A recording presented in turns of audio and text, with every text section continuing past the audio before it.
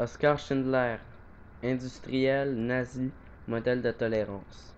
Oskar Schindler est né le 28 avril 1909 à Świętobrzyż, en République tchèque, mais qui appartenait à l'époque à l'Allemagne. Il a été élevé par des parents chrétiens. Sa véritable histoire commence en 1939, alors qu'il est membre du Parti nazi d'Allemagne. Grâce à son influence, il réussit à acheter une bâtisse qui deviendra une fabrique de batteries de cuisine en émail, qui participera à l'effort de guerre nazi.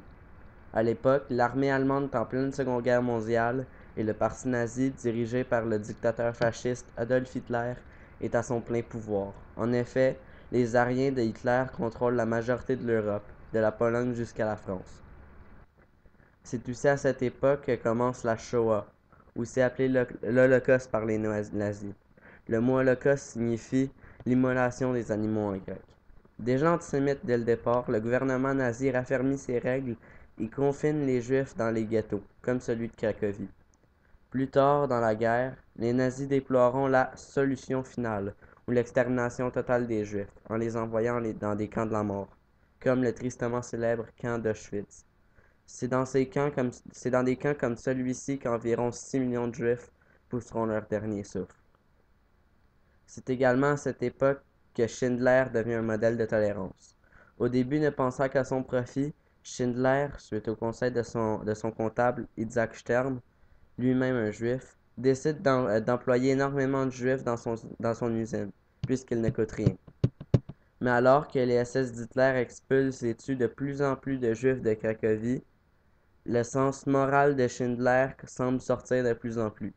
En effet, afin d'éviter la mort certaine de ses employés, Schindler et Stern décident même d'employer des travailleurs non qualifiés, des infirmes, des enfants et des femmes, en les enregistrant auprès des nazis comme des ouvriers essentiels.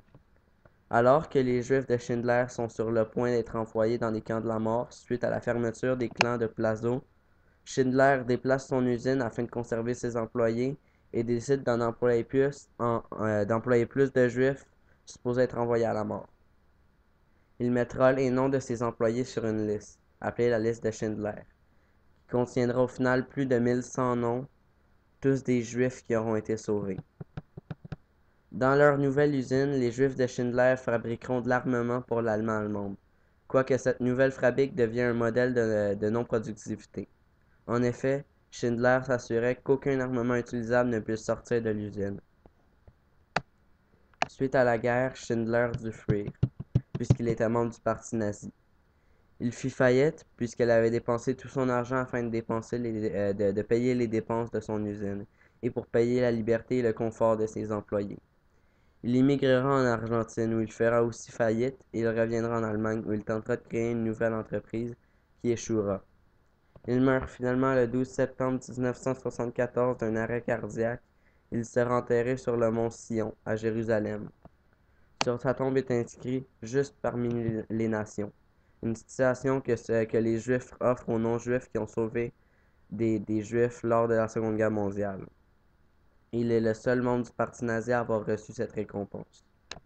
Pour toutes ces raisons, Oskar Schindler est considéré mondialement comme un héros et un modèle de tolérance.